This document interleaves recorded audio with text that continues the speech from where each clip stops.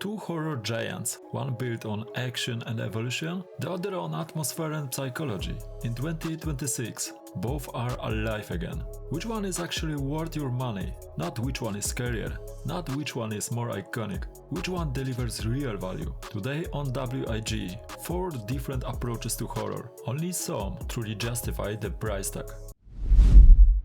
Let's start in the snow. Resident Evil Village continues Ethan Winters' story after the events of Resident Evil 7. He now lives quietly with his family somewhere in Europe, until everything goes wrong again. A brutal event throws him into a strange, snow-covered village, and this time, he's not just fighting to survive, he's fighting for his daughter. The opening is fantastic, confusing, violent, full of tension. You feel haunted and powerless. Even with a gun, you are not safe. Then the game slowly opens up. The village becomes a hub you return to again and again. You explore, find treasures, unlock new paths later. It has a light Metroidvania feel that works very well. The variety is one of the biggest wins. Each area feels different. One moment it's stealth, another moment it's pure action. Then suddenly it turns into psychological horror. The enemies also help keep things fresh. No classic zombies this time, instead werewolves and strange creatures. Some are easy, others force you to think and learn their weaknesses. The merchant system returns in a smart way.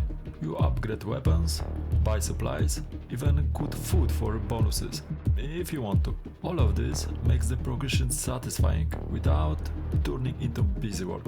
And visually, not a huge technical leap, but artistically it shines.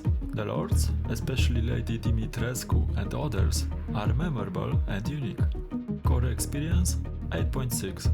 The horror tone fades after strong opening. Soon enemies become very killable. Fear turns into a familiar mix of shooting and exploring. The story connects more to the wider Resident Evil universe, but it is not very surprising. Most twists are easy to see coming.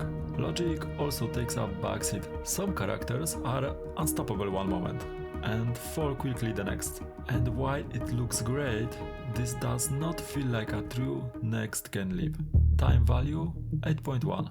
A smart mix of old and new ideas, strong variety, great atmosphere, at least at the start. Not always scary, not always logical, but constantly engaging. Core experience 8.6, time value 8.1, price 40, WIG 9.4. At 40, this is an easy recommendation. The pacing, variety, and production quality comfortably justify the cost. Not the scariest entry, but absolutely worth the price. Village proves that Resident Evil still understands pacing. It balances tension with action. It gives you fear, then slowly gives you control. But what if horror never gives that control back? Let's leave the snowy village behind and step into something much quieter and much heavier. Silent Hill 2 Remake. I didn't believe this remake would work. Not after years of bad Silent Hill decisions. Not after Bloober's history of walking simulators. And definitely not after those early trailers. But somehow they pull it off. Silent Hill 2 Remake tells the same tragic story as the original. James comes to Silent Hill after getting a letter from his dead wife. Yes, that letter.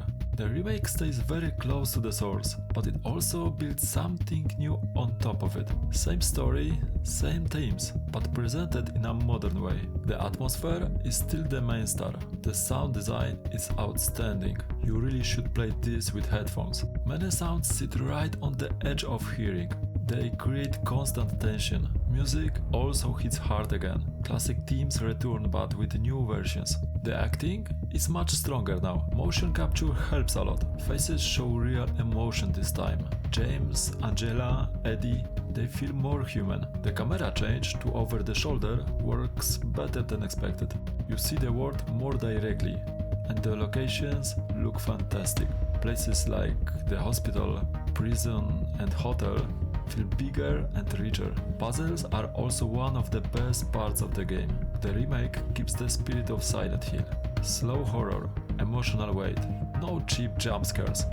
Core experience 8.5. Combat is fine, not terrible, but stiff, and repetitive over time. Enemy variety is still small, and fights don't really evolve as the game goes on. Boss battles are better than before, but regular encounters can feel routine.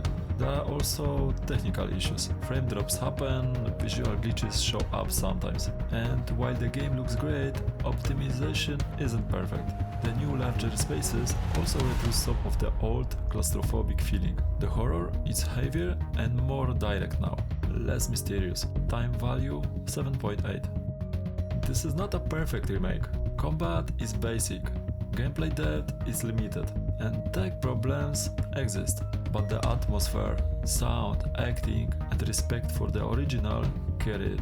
It doesn't replace the classic, nothing will. Still, this is a worthy return to Silent Hill. Core experience 8.5.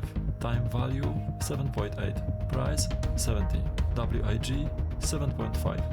At 70, this feels slightly stretched. Atmosphere carries it, but combat and technical issues hold it back. On sale, it becomes much easier to defend. Silent Hill 2 is slow, psychological, oppressive. It doesn't want to thrill you, it wants to sit with you. Now let's swing the pendulum the other way. Back to explosions, back to legacy characters, back to a series that embraces both fear and firepower. Resident Evil Requiem. 2 Resident Evils in one game. One about fear, one about power, and somehow both work. Resident Evil Requiem is the 9th main entry in the series. This time, instead of trying to mix horror and action into one style, the game simply splits them apart. We play as 2 characters, Grace, a young FBI analyst with no combat skills, and Leon Kennedy, the veteran zombie killer we all know. Grace's story is about survival, Leon's story is about domination. Both follow the same conspiracy tied to Raccoon City. The dual structure is the main highlight. Grace brings back classic survival horror, limited ammo, small inventory, tough choices. Sometimes it's smarter to run than fight. Leon does the opposite. Here you are the hunter. Tons of ammo, big weapons, explosive fights. Even the camera changes. Grace feels natural in first person. Leon works best in third person. Both styles feel polished. Neither feels like an afterthought. Level design also returns to the roots. We explore big locations, searching for keys, backtrack, check every room. Zombies got a clever twist too. They repeat their last actions from life. Some clean mirrors, some sing, some turn off lights. It makes them more human and more disturbing. Combat remains slow, but satisfying. And Leon's X combat is finally fun to use, not just a last resort. Core experience 9.4. Puzzles are heavily reduced. For a series known for them, that's a loss. The story is classic Resident Evil nonsense. Sometimes emotional, sometimes completely absurd. Also, this is not a good entry point. You need to know the old games to fully understand what's happening. And visually, it looks good, but not groundbreaking. Character faces during gameplay can even look unintentionally funny. Time value 8.9. Requiem is a love letter to the series. It balances horror and action by keeping them separate, and that works. But it leans heavily on nostalgia and past knowledge. For fans, very strong. For newcomers, only for the brave. Core experience 9.4. Time value 8.9. Price 70. WIG 8.5. At 70, this one earns its place, especially for fans. The dual character structure feels thoughtful and polished, not beginner friendly, but strong value for serious veterans. Requiem feels like Resident Evil fully aware of what it is, confident, structured, nostalgic, but Silent Hill isn't trying to repeat itself. We go somewhere entirely different. New drama, new symbolism, Silent Hill F. Sometimes a legendary series loses its soul. New themes, new ideas, new direction. Fans try to believe, but deep down they know it's not the same. And then, years later, something clicks again.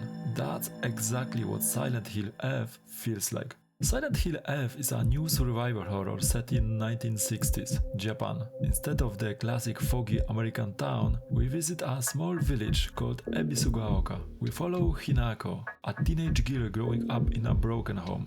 Her father drinks, her mother pretends everything is fine. Her only escape is her group of friends. But this story is not really about monsters. It's about identity, about pressure, about growing up in a world that tells you who you should be. The biggest win here is the atmosphere. Japanese folklore is no longer just a small detail, it's the heart of the game. Shrines, rituals, spirits, the other world feels spiritual instead of industrial. The story is strong and personal. It focuses on trauma and relationships, not just shock value. Visually, the game is beautiful. The village feels real, the nightmare world feels symbolic. The monster design is also great. Many enemies reflect Hinako's emotions. Combat is deeper than before. You manage stamina, weapon durability, sanity, and health. It's inspired by Souls-like games, but more forgiving. And yes, Akira Yamaoka is back. The music is fantastic. Core experience 8.8.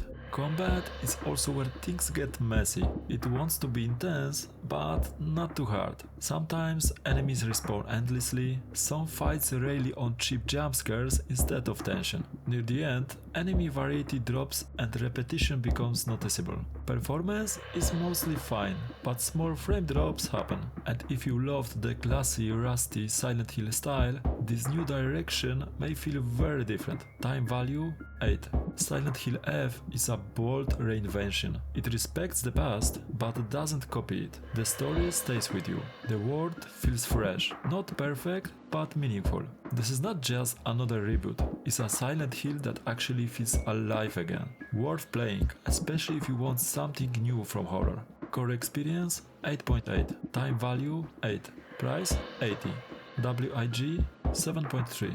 For 80, the ambition is there, but the price is aggressive. It's bold and meaningful, yet not polished enough to justify premium launch money. A solid pickup once discounted. Resident Evil or Silent Hill in 2026. Resident Evil feels stable, reliable, confident in its mechanics. Silent Hill feels experimental, more emotional, more willing to risk identity. In terms of pure value, Resident Evil currently wins the consistency battle. Silent Hill wins the artistic gamble. But on WIG, brand loyalty doesn't matter. Only this. Does the experience justify the price tag? Some do immediately, some need a sale, none are automatic. If you enjoy horror breakdowns without nostalgia bias, check the other episodes, because fear fades, but your purchase history stays. This was WIG.